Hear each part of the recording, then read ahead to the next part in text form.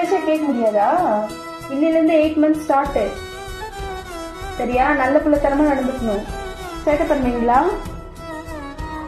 சேட்டை பண்ண அடிதான் விழும். ஹலோ தியாஸ்ரீ, உங்களதான்.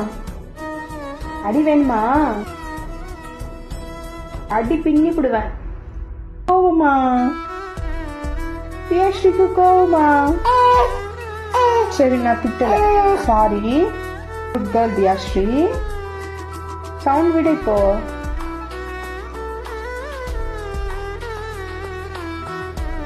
என்னது அது? பயந்துருவேன் அப்படி பண்ணா? என்ன ரியாக்ஷன் இது? தியா, அடி வேணுமா?